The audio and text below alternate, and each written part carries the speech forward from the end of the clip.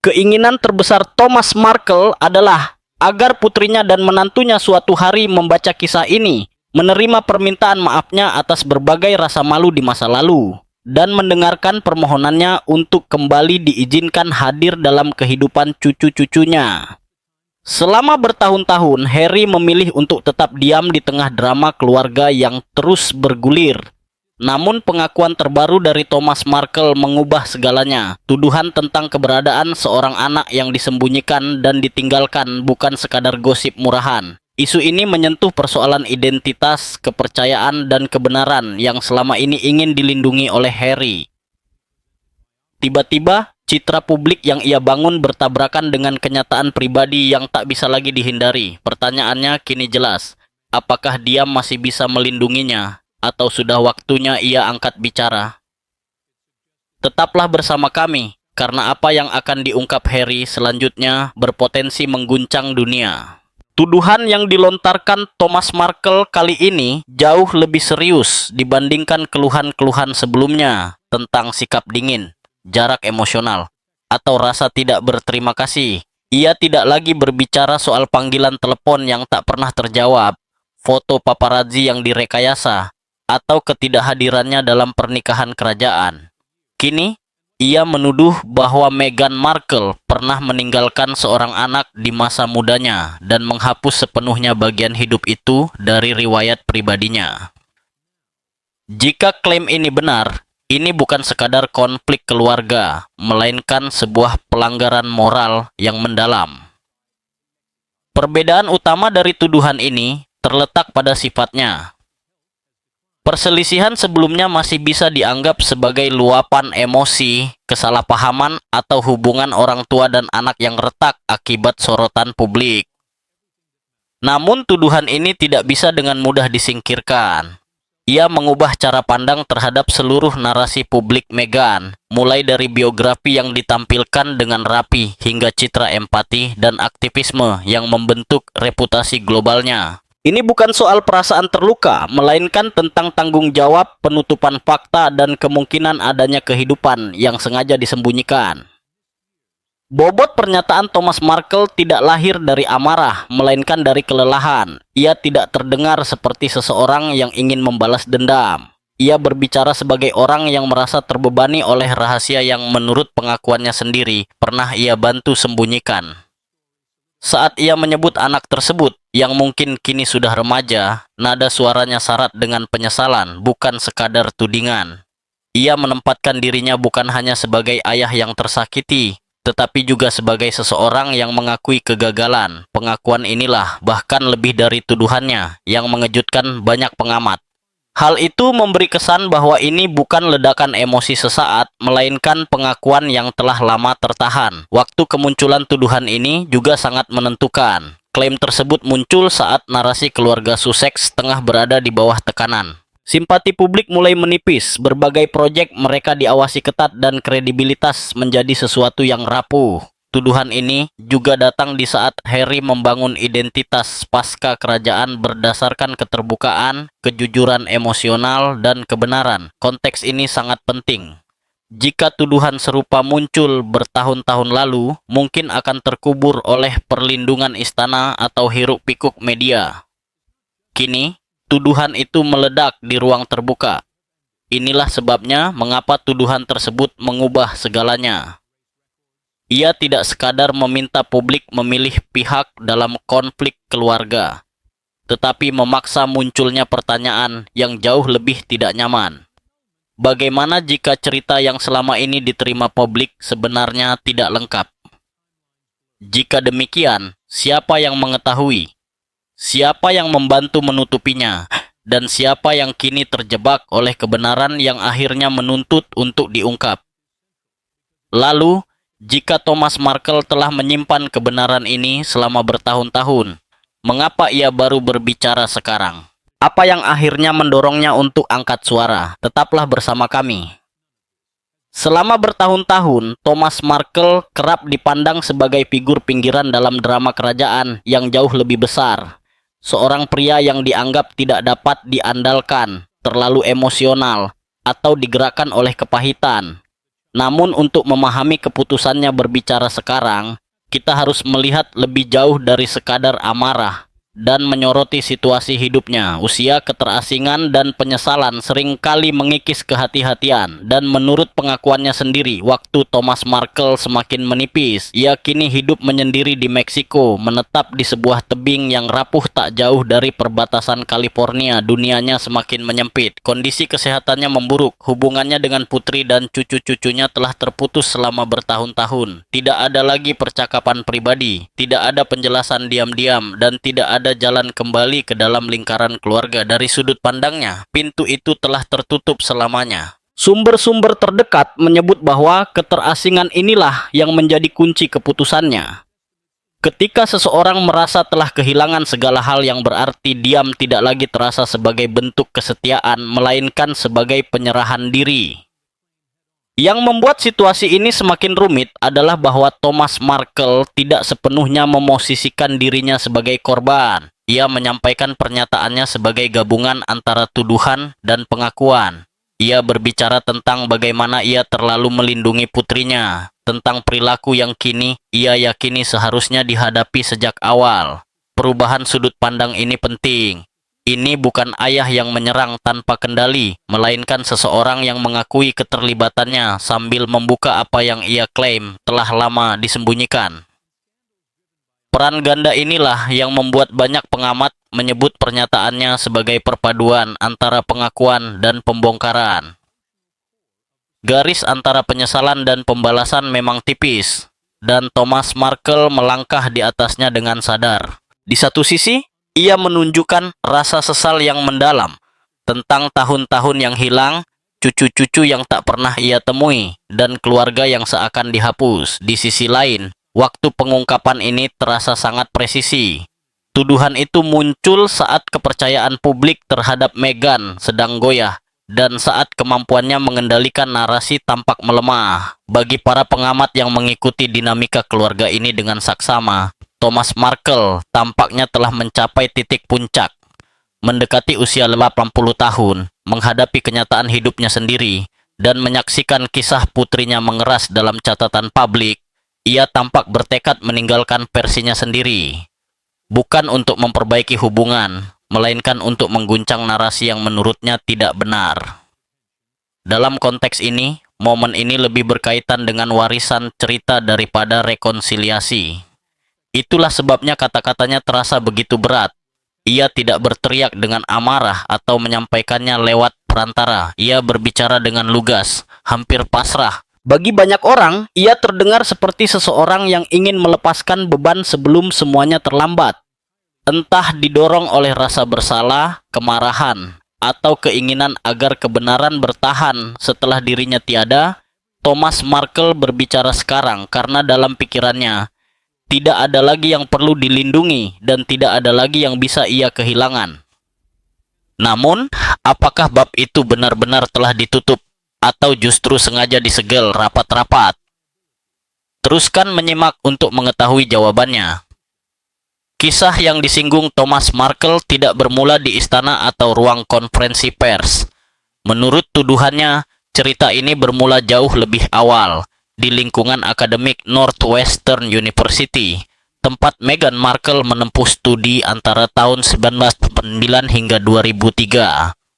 Selama ini, masa tersebut selalu digambarkan sebagai periode pembentukan diri yang sederhana, dipenuhi ambisi, studi teater, dan awal kemandirian. Kini, periode itu kembali disorot sebagai kemungkinan awal dari sebuah bab yang sengaja disembunyikan. Menurut klaim yang beredar seiring tuduhan Thomas Markle, masa itu mencakup lebih dari sekadar kuliah dan kehidupan kampus. Disebutkan adanya hubungan serius dengan seorang mahasiswa lain, yang dalam penelusuran daring kemudian diidentifikasi sebagai Joseph Giuliano. Narasi tersebut menggambarkan hubungan itu bukan sebagai romansa kampus singkat, melainkan ikatan yang cukup mendalam hingga berujung pada pernikahan yang dilakukan secara diam-diam dan sangat tertutup. Bukan sebuah perayaan atau penyatuan publik, melainkan sesuatu yang berlangsung cepat dan sengaja dibuat kecil. Konon karena kehamilan yang tidak direncanakan. Hal yang membuat kisah ini semakin kontroversial bukan hanya hubungan itu sendiri, melainkan cara berakhirnya. Alih-alih perceraian. Teori yang beredar menyebut adanya pembatalan pernikahan. Perbedaan ini penting. Pembatalan tidak mengakhiri pernikahan, melainkan menyatakan bahwa pernikahan tersebut secara hukum tidak pernah ada. Ini adalah semacam tombol reset secara hukum dan religius yang mampu menghapus jejak keberadaan suatu ikatan sama sekali. Catatan resmi dapat dihapus, jejak administrasi diperkecil, dan kedua pihak dapat melanjutkan hidup seolah-olah ikatan tersebut tidak pernah ada. Bagi seseorang yang ingin membangun kembali kehidupannya tanpa keterkaitan nyata dengan masa lalu yang tidak lagi sejalan dengan arah hidupnya, pembatalan pernikahan tentu jauh lebih menguntungkan dibandingkan perceraian. Para pendukung teori ini menilai hal tersebut menjelaskan sejumlah kekosongan yang selama ini luput dari perhatian. Ada masa setelah kelulusan kuliah di mana kronologi menjadi kabur, biografi terasa menipis, dan detail pribadi berubah menjadi samar. Perceraian hampir pasti memunculkan pertanyaan, sementara pembatalan pernikahan nyaris tidak menimbulkan apapun. Teori ini juga sejalan dengan dugaan bahwa keluarga berpengaruh dan dukungan hukum mungkin memastikan proses tersebut berlangsung cepat dan senyap, terutama jika reputasi dan masa depan menjadi taruhannya. Dugaan pembatalan pernikahan ini dianggap krusial karena menyediakan mekanisme yang memungkinkan sebuah pernikahan dan bahkan kemungkinan keberadaan seorang anak menghilang dari catatan publik tanpa menimbulkan kontradiksi yang mencolok. Hal ini juga memberi konteks baru pada pernyataan Thomas Markle di masa lalu tentang upayanya melindungi putrinya.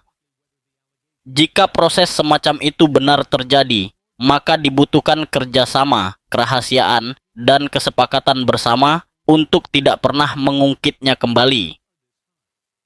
Penting untuk ditegaskan bahwa semua ini belum pernah dibuktikan, namun alasan mengapa tahun-tahun di Northwestern kini berada di bawah sorotan tajam adalah karena periode itulah satu-satunya rentang waktu yang secara logis memungkinkan semua yang disampaikan Thomas Markle terjadi. Sebelum ketenaran, sebelum kehidupan kerajaan, dan sebelum identitas publik yang dibangun dengan sangat hati-hati mengeras dan mapan. Lalu, apa sebenarnya yang tersembunyi dalam tahun-tahun sunyi yang selama ini tak pernah dipertanyakan? Mari kita telusuri lebih jauh. Anak yang tak pernah tercatat, inti dari kontroversi ini bukanlah dokumen, catatan pernikahan, atau ketidaksesuaian tanggal. Pusat perhatian justru tertuju pada dugaan keberadaan seorang anak yang hidupnya, jika klaim tersebut bahkan sebagian saja benar, berlangsung sepenuhnya di luar kisah publik yang dikenal dunia. Disinilah spekulasi mencapai puncaknya. Tidak seperti rumor tentang hubungan atau langkah karier, keberadaan seorang anak selalu meninggalkan satu penanda yang tak bisa dihindari, waktu. Biografi publik Meghan Markle terlihat rapi dan konsisten, tetapi bukan tanpa celah. Di antara berakhirnya masa kuliah dan awal karier aktingnya, terdapat beberapa periode yang dokumentasinya sangat minim, lebih sering diringkas daripada dijelaskan secara rinci. Para pendukung mengatakan hal ini wajar, namun para pengkritik berpendapat bahwa celah-celah inilah yang kini menjadi penting, karena hanya di sanalah tuduhan tersebut bisa masuk tanpa bertabrakan dengan tanggal-tanggal yang sudah diketahui. Perkiraan usia justru memperuncing pertanyaan. Jika anak yang diduga itu lahir pada awal tahun 2000-an, maka usianya saat ini seharusnya berada di awal hingga pertengahan 20-an. Namun komentar Thomas Markle, meskipun samar, mengisyaratkan sosok yang lebih muda, bahkan mungkin masih remaja. Ketidaksesuaian ini tidak meredakan perdebatan, melainkan memperluasnya. Apakah ingatan tentang waktu yang keliru? Apakah kelahiran terjadi lebih lambat dari perkiraan? Ataukah ketidakjelasan ini disengaja untuk menghindari penyebutan detail spesifik? Setiap kemungkinan justru mengundang pengawasan yang lebih ketat. Yang memperkuat kecurigaan bukanlah ketiadaan bukti, melainkan ketiadaan bantahan langsung. Hingga kini, Tidak ada penyangkalan rinci yang secara tegas membahas klaim tersebut. Dalam kasus publik berskala besar, diam seringkali merupakan strategi. Tim hukum kerap menyarankan untuk tidak menanggapi tuduhan yang belum terverifikasi agar tidak memberi perhatian lebih. Namun keheningan juga memiliki konsekuensi. Tanpa klarifikasi, spekulasi dengan cepat mengisi ruang kosong.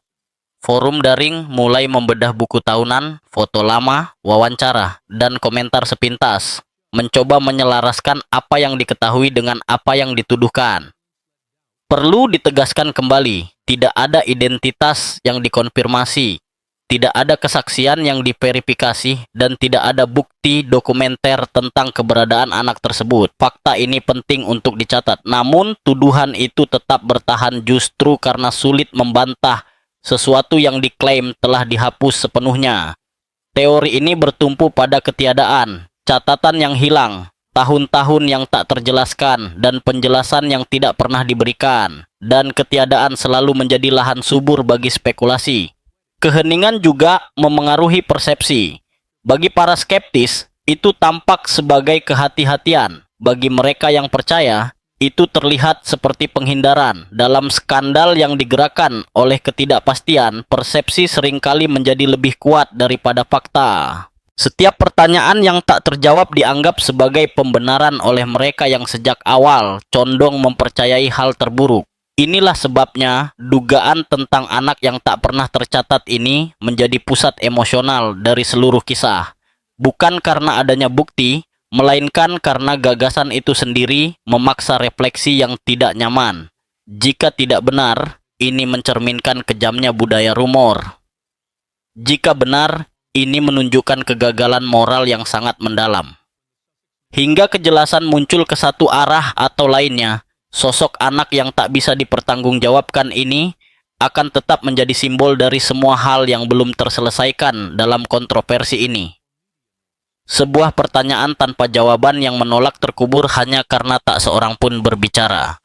Namun, jika keheningan bisa menyembunyikan kebenaran atau justru menciptakannya, apa yang terjadi ketika masa lalu Meghan Markle bertemu dengan ingatan internet yang nyaris tak pernah lupa? Tetaplah bersama kami. Jejak digital dan penyelidik dunia maya. Ketika catatan resmi tetap membisu, pencarian pun bergeser ke satu tempat yang jarang melupakan apapun, internet. Komunitas daring tanpa editor maupun penjaga gerbang mulai menelusuri unggahan lama, profil arsip, dan tangkapan layar yang terlupakan, mencari apapun yang dapat menguatkan atau mematahkan tuduhan tersebut. Apa yang mereka klaim temukan adalah jejak-jejak digital. Petunjuk kecil yang terfragmentasi, yang secara terpisah tidak membuktikan apapun, namun bersama-sama menyuburkan teori yang terus berkembang. Pusat pencarian daring ini adalah sebuah akun media sosial lama yang diduga terkait dengan Joseph Giuliano, pria yang oleh para penyelidik internet dikaitkan dengan Meghan Markle selama masa kuliahnya. Tangkapan layar yang beredar di forum-forum diklaim menampilkan foto profil Giuliano bersama seorang perempuan muda berdarah campuran. Yang lebih menarik perhatian adalah sebuah unggahan lama yang disebut-sebut menyebut seorang anak dengan penuh kasih, seolah menunjukkan ikatan keluarga. Tidak satu pun dari temuan ini diverifikasi secara independen, namun materi tersebut menyebar dengan cepat sebelum akhirnya menghilang. Justru penghilangan inilah yang memicu kecurigaan lebih besar. Tak lama setelah tangkapan layar itu menarik perhatian, akun yang dimaksud dilaporkan, dihapus, diubah namanya, atau dibersihkan dari gambar pribadi, lalu digantikan dengan logo netral dan tampilan profesional. Bagi para skeptis, hal ini tidak berarti apa-apa. Membersihkan jejak daring adalah hal yang lazim, terutama bagi kalangan profesional. Namun, bagi mereka yang percaya pada teori tersebut, ini tampak seperti bukti yang dihapus secara langsung. Alih-alih meredam spekulasi, penghapusan itu justru memperkuatnya. Disinilah efek Streisand mulai bekerja. Fenomena ketika upaya menekan informasi justru membuatnya semakin tersebar luas. Polanya pun familiar. Konten yang mungkin sebelumnya luput dari perhatian mendadak menjadi viral justru karena menghilang. Versi arsip kembali diunggah. Tangkapan layar berlipat ganda, dan dengan itu misteri semakin sulit untuk dihentikan. Perbandingan pun mulai bermunculan antara foto-foto lama dan gambar publik yang beredar. Dengan sejumlah pengguna mengklaim adanya kemiripan visual yang semakin memanaskan perdebatan. Para penyelidik digital berpendapat bahwa jika gambar-gambar tersebut benar-benar tidak bermasalah, tidak ada alasan untuk menghapusnya. Namun, para pengkritik membantah logika itu, menekankan bahwa kekhawatiran terhadap privasi dan ancaman pelecehan merupakan alasan yang sah untuk menutup atau membersihkan akun media sosial. Meski demikian, dalam kontroversi yang dipicu oleh ketidakpercayaan, setiap tindakan selalu ditafsirkan melalui kacamata kecurigaan. Diam dianggap sebagai upaya menutup-nutupi. Pembersihan jejak justru dilihat sebagai pembenaran. Peran internet dalam situasi ini bersifat kuat sekaligus berbahaya. Di satu sisi, ia mendemokratisasi penyelidikan, memungkinkan siapa saja ikut berkontribusi. Di sisi lain, batas antara riset dan rumor menjadi kabur. Tangkapan layar bisa dimanipulasi, konteks bisa hilang. Sebuah unggahan spekulatif dapat berubah menjadi fakta yang diterima luas hanya dalam hitungan jam. Dan ketika sebuah narasi sudah terlanjur mengakar, membalikannya hampir mustahil. Yang membuat jejak-jejak digital ini begitu menarik bukanlah keandalannya, melainkan daya tahannya. Mereka terus beredar tanpa henti, terlepas dari sumber aslinya, mengundang berbagai tafsir tanpa pernah mencapai kepastian. Karena tidak ada klarifikasi otoritatif yang secara langsung membahasnya, semua itu terus hidup dalam imajinasi kolektif. Dalam kasus ini, internet tidak menemukan bukti. Internet menciptakan momentum, dan dalam sebuah cerita yang sejak awal dipenuhi celah dan keheningan, momentum tersebut berubah menjadi kekuatan tersendiri. Semakin menguat setiap kali sesuatu menghilang alih-alih dijelaskan. Lalu, jika internet mengisi kekosongan itu, mengapa pernikahan Meghan Markle justru meninggalkan keluarganya di luar bingkai? Teruskan menyimak. Pernikahan yang mengecualikan keluarga. Ketika kamera menyorot St. George's Chapel pada 19 Mei 2018, segalanya tampak sempurna. Keluarga kerajaan memenuhi satu sisi ruangan, selebritas kelas dunia mengisi sisi lainnya. Namun di sisi Meghan Markle, hanya ada satu sosok yang duduk sendirian, ibunya, Doria Ragland. Tidak ada ayah, tidak ada saudara tiri, tidak ada bibi, paman, ataupun sepupu. Hanya satu orang tua yang mewakili seluruh garis keluarga. Pada saat itu, situasi tersebut dipersepsikan sebagai sesuatu yang anggun dan penuh pengendalian diri. Namun jika dilihat kembali, kesannya terasa sangat disengaja. Penjelasan resmi berfokus pada rasa malu dan keterasingan. Thomas Markle tidak hadir karena masalah kesehatan setelah mengalami gangguan jantung, yang diperparah oleh kontroversi foto paparazzi yang direkayasa. Saudara tiri Meghan, Samantha Markle, dan Thomas Markle Jr. digambarkan sebagai sosok yang tidak dapat diprediksi dan bermusuhan, terlalu berisiko untuk dihadirkan dalam acara berskala global seperti itu. Penjelasan tersebut mungkin cukup meyakinkan bagi banyak orang pada saat itu, tetapi tidak sepenuhnya menjelaskan skala dan ketelitian dari pengecualian tersebut. Rasa malu jarang menuntut penghapusan total. Bahkan, keluarga yang hubungannya sangat renggang biasanya tetap menyertakan setidaknya satu perwakilan. Seseorang yang duduk diam, ditempatkan dengan hati-hati. Dalam kasus ini, tidak ada upaya semacam itu. Seluruh kerabat dari pihak ayah dihilangkan sepenuhnya dari gambaran. Para pengkritik berpendapat bahwa ini bukan sekadar jarak emosional, melainkan upaya pengendalian. Kehadiran Doria Ragland seorang diri justru mempertegas kontras tersebut. Penampilannya mencolok, hampir simbolis. Ia tenang, bermartabat, dan diam. Namun, justru kesendiriannya memunculkan pertanyaan. Mengapa hanya dia yang dianggap dapat diterima? Mengapa satu sisi keluarga dipertahankan, sementara sisi lainnya ditutup rapat sepenuhnya?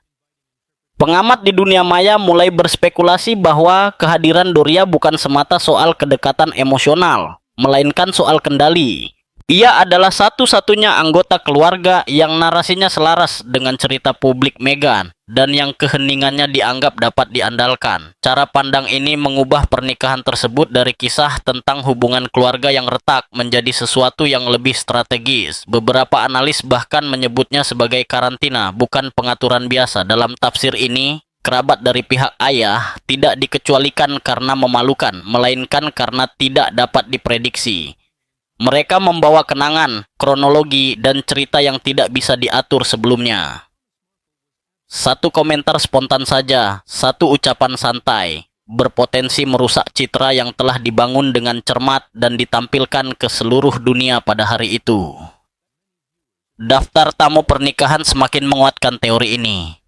Alih-alih kerabat sedara, kursi-kursi diisi oleh figur publik seperti Oprah Winfrey, George dan Amal Clooney, serta Serena Williams.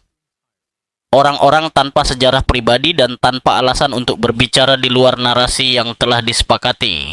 Loyalitas dalam konteks ini bukan bersifat kekeluargaan, melainkan situasional. Mereka adalah saksi yang aman. Jika dilihat dari sudut pandang ini, pernikahan tersebut bukan tentang siapa yang absen, melainkan tentang siapa yang dipilih, siapa yang diizinkan berada dekat sorotan, dan siapa yang dijauhkan darinya. Kehadiran Doria Ragland tidak dipertanyakan karena ia sesuai dengan cerita yang ingin disampaikan. Yang lain tidak. Itulah sebabnya pernikahan ini tetap menjadi titik sentral dalam kontroversi.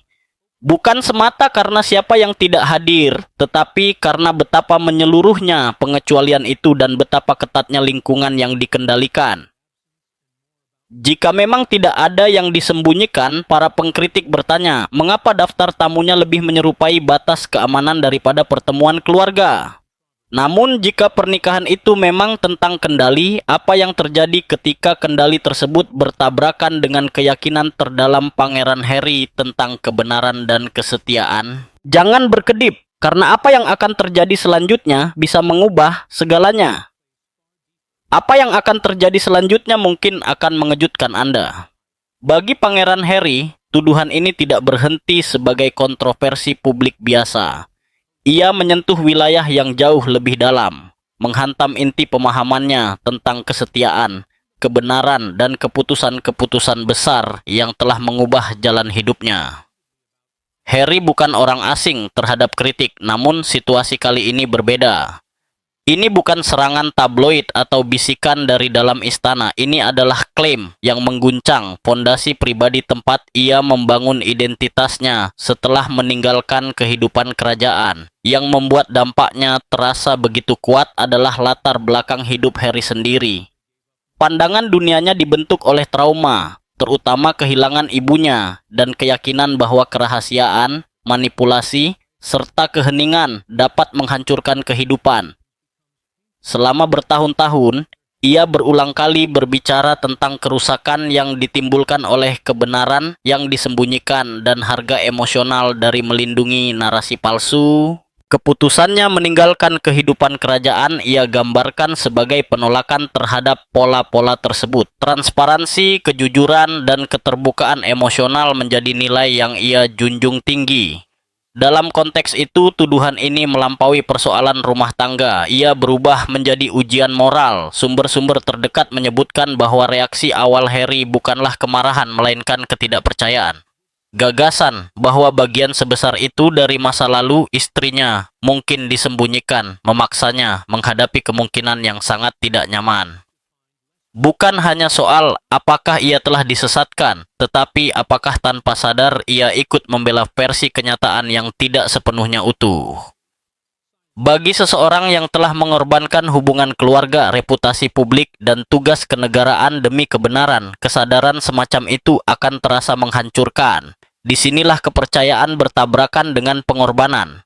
Harry telah melepaskan lebih banyak daripada kebanyakan orang demi pernikahannya. Ia memutus hubungan dengan ayah dan saudaranya. Ia meninggalkan perannya, tanah kelahirannya, serta perlindungan institusional yang pernah ia kritik namun juga andalkan. Semua pengorbanan itu dalam pikirannya dibenarkan oleh komitmen bersama terhadap kejujuran. Jika komitmen tersebut kini dipertanyakan, maka harga dari keputusan-keputusan itu menjadi terasa sangat nyata. Konflik batin yang ia hadapi bukan sekadar apakah tuduhan tersebut benar atau tidak. Yang lebih mendalam adalah apakah ia mampu mendamaikan citra dirinya sendiri dengan kemungkinan bahwa ia mengabaikan tanda-tanda peringatan atau menerima keheningan saat kejelasan seharusnya diberikan. Kepercayaan menuntut keyakinan pada orang yang dicintai. Integritas menuntut pertanggungjawaban pada nilai-nilai pribadi. Menjaga keseimbangan antara keduanya nyaris mustahil ketika taruhannya setinggi ini. Menurut orang-orang yang mengetahui situasi tersebut, pergulatan Harry berlangsung secara tertutup, penuh ketegangan, dan sangat menguras emosi. Ia dikabarkan tidak hanya mempertanyakan pernikahannya, tetapi juga rangkaian keputusan yang membawanya ke titik ini. Jika ia berbicara, ia berisiko memberi legitimasi pada tuduhan tersebutnya. Jika ia memilih diam, ia berisiko mengkhianati prinsip-prinsip yang selama ini ia suarakan di depan publik. Itulah jebakan yang kini ia hadapi. Ini bukan tentang memilih pihak dalam konflik keluarga. Ini tentang memilih antara keyakinan dan kebenaran, antara kesetiaan kepada pasangan dan kesetiaan pada nilai-nilai yang dulu mendorongnya meninggalkan semua yang ia kenal. Ketika keraguan pribadi bertemu dengan negosiasi sunyi, pertanyaannya pun muncul, apakah ini masih sebuah pernikahan atau ketenangan sebelum sebuah perpisahan yang diperhitungkan? Tetaplah bersama kami. Jauh dari sorotan kamera dan pernyataan publik, sumber-sumber menyebut bahwa pernikahan antara Pangeran Harry dan Meghan Markle telah memasuki fase yang lebih ditentukan oleh perhitungan daripada emosi. Disinilah rumor perceraian mulai mendapatkan pijakan, bukan karena adanya konflik terbuka, melainkan karena segalanya tampak begitu terkontrol dan disengaja. Ketika pasangan bertengkar secara emosional, retakan biasanya cepat terlihat. Namun ketika pasangan bernegosiasi, keheningan justru menjadi alat strategis. Orang-orang terdekat menyatakan bahwa pembicaraan kini tidak lagi berfokus pada rekonsiliasi atau saling menenangkan, melainkan pada konsekuensi dan hasil akhir. Waktu menjadi faktor penting. Setiap perpisahan resmi saat ini akan berbenturan dengan proyek-proyek yang sedang berjalan, narasi publik yang telah dibangun, dan posisi merek jangka panjang. Karena itulah, spekulasi mengarah pada persiapan yang matang, bukan tindakan impulsif. Para insider menggambarkan situasi ini sebagai jeda, bukan kedamaian, sebuah pola menunggu yang dirancang untuk meminimalkan kerusakan, bukan untuk menyelamatkan hubungan. Nada strategis inilah yang membuat rumor perceraian tetap hidup.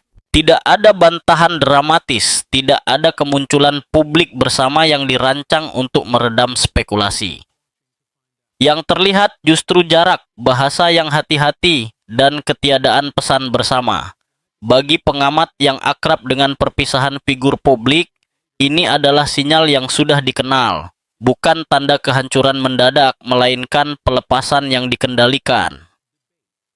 Hak asuh anak diyakini menjadi salah satu isu paling sensitif dalam pembahasan. Setiap perpisahan akan menempatkan anak-anak mereka di pusat perhatian publik, sesuatu yang menurut laporan ingin dihindari oleh kedua belah pihak. Keputusan tentang tempat tinggal, pendidikan, dan eksposur publik memiliki bobot besar, terutama mengingat hubungan Harry yang rumit dengan masa kecilnya sendiri di bawah sorotan. Ini bukan sekadar soal pola asuh, melainkan tentang mencegah sejarah terulang kembali. Gelar dan identitas juga menjadi medan perdebatan yang sunyi. Meski secara hukum, gelar mungkin tidak dipersoalkan. Cara penggunaannya, penyajiannya, dan relevansinya di masa depan sangat berkaitan dengan reputasi. Bagi Harry, gelar adalah pengingat akan apa yang telah ia tinggalkan. Bagi Meghan, gelar tersebut tetap menjadi pusat pengakuan global. Sumber-sumber menyebut bahwa diskusi lebih berfokus pada citra daripada aspek legal. Bagaimana masing-masing pihak keluar dari bab ini tanpa tampak tercoreng. Manajemen reputasi menjadi dasar dari segalanya. Satu langkah keliru dapat membentuk persepsi publik secara permanen. Perpisahan yang tergesa-gesa akan mengundang spekulasi tentang rasa bersalah atau konfirmasi rumor. Sebaliknya, hasil yang ditunda dan dibingkai dengan hati-hati memberi ruang bagi kedua pihak untuk menata ulang posisi mereka, menonjolkan martabat, privasi, dan tanggung jawab, bukan konflik. Itulah sebabnya emosi tampak berada di urutan kedua. Taruhannya terlalu besar untuk keputusan yang diambil secara impulsif. Gambaran yang muncul dari berbagai laporan ini bukanlah kehancuran dramatis, melainkan dua individu yang dengan hati-hati dan presisi sedang menavigasi kemungkinan jalan keluar. Jika pernikahan ini benar-benar berakhir, para insider meyakini hal itu tidak akan terjadi secara gaduh. Ia akan berlangsung melalui pernyataan resmi, pengaturan waktu, dan jarak yang dikelola dengan cermat.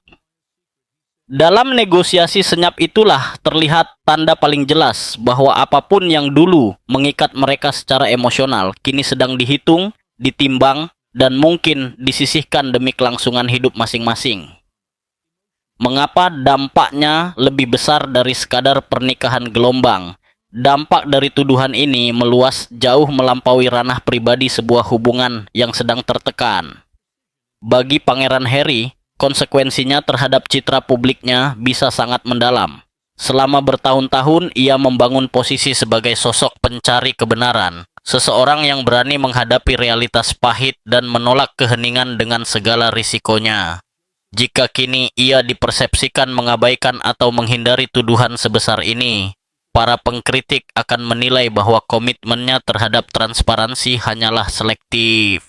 Dalam konteks ini, diam justru berisiko meruntuhkan kredibilitas yang menjadi fondasi kehidupannya setelah meninggalkan peran kerajaan. Ada pula implikasi institusional yang tidak bisa diabaikan. Meski Harry tidak lagi menjalankan tugas sebagai anggota kerajaan aktif, ia tetap tak terpisahkan dari monarki Inggris.